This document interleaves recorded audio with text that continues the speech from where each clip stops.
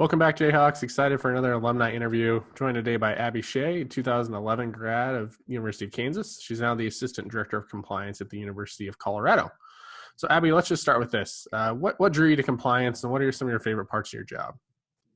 Yeah, so I never really had much exposure to compliance. I wasn't an athlete in college. So it was sort of like a combination of everything I was hoping to do. I went to law school actually wanting to get out of sports. So after I graduated from KU and I did my internship with the Cape Cod Baseball League and then the Cincinnati Reds. And I just decided pro sports weren't really for me. So sort of hemmed and hawed for a while. Then I went to law school, and I went to law school thinking I was going to get out of sports. I didn't want to work in it anymore. I just wanted to be a fan. Guess I was a little bit jaded by my pro sports time. And then I realized how much I missed it. So I wanted a job while I was in law school that was on campus so that I didn't have to commute because law school is such a big commitment, and that I didn't have to wear a suit. So I like to say no suit, no commute. And for any future law students out there, 1L is an extremely challenging year. It's probably the hardest year academically of my life. So after that, I wanted to go back to something I was good at or that I had some exposure to. So I started in the compliance office at CU while I was a student, and I've been there ever since. So that was 5-6 years ago, and I like that it's a combination of my legal, education, and also my love of sports. The best thing for me is the interaction with the student athletes. I think that's what I missed more in the pros. You don't really, at least the position I was in, there wasn't a ton of interaction with athletes and with the sport. And at compliance, I'm on campus. I talk to athletes all day, every day. I can be a fan of theirs as well.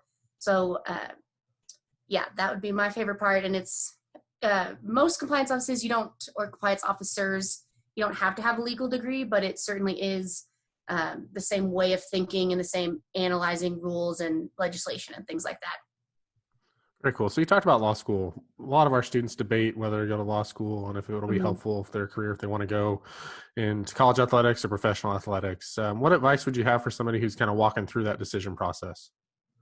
All right. So I don't know if this is the answer you're expecting, but law school is a huge commitment time-wise and financially. Mostly it's a huge financial commitment. Mm-hmm. And a lot of jobs, law degrees aren't required. It's also, there's not a ton of schools around the nation that are sports law specific. Like I had one class at CU. There are Tulane has a great sports law program, so you can get a certificate in sports law. I know Marquette has a big one too, but more often than not, I was taking classes trying to see how I can relate them to sports. So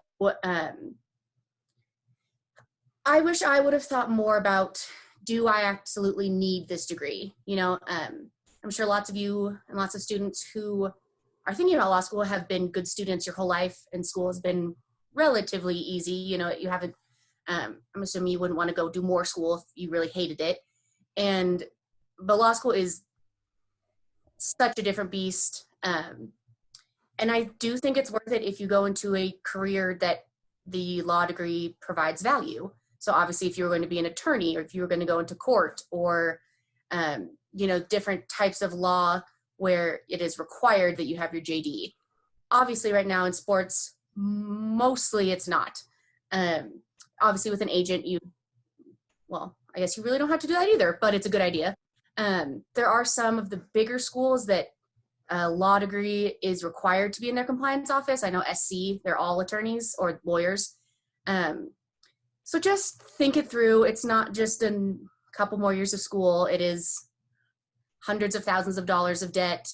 As I'm sure you all know, there's not a ton of money in a lot of the sports positions. So making that value judgment that I'm not sure I put as much thought into as I should have.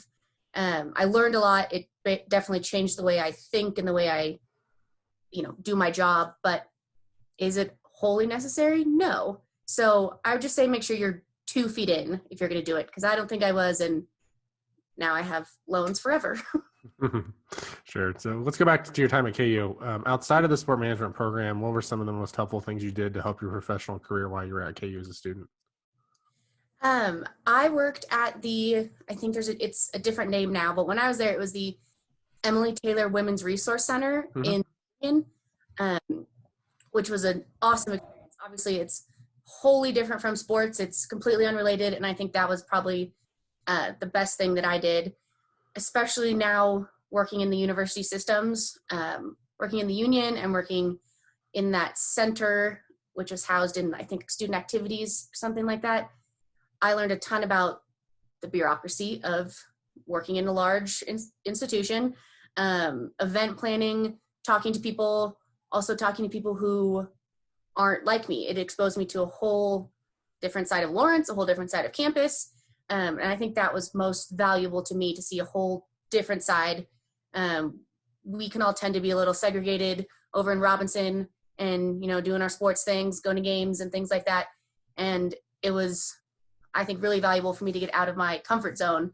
And I still use a lot of those strategies and those lessons I learned now that I'm back on campus. What's one influential thing you've read or listened to or watched lately you think would be helpful to our students? Yeah, that's a good question. I have to admit, I haven't done a ton of professional development during quarantine, but I did rewatch, or I am rewatching the Ken Burns baseball documentary, the 10 series. And yeah, it made me realize how much I miss baseball. That was really, my whole plan, and Dr. Kish will tell you, I was baseball. Obviously interned in the game a couple different ways, and then haven't been in it as a working capacity since.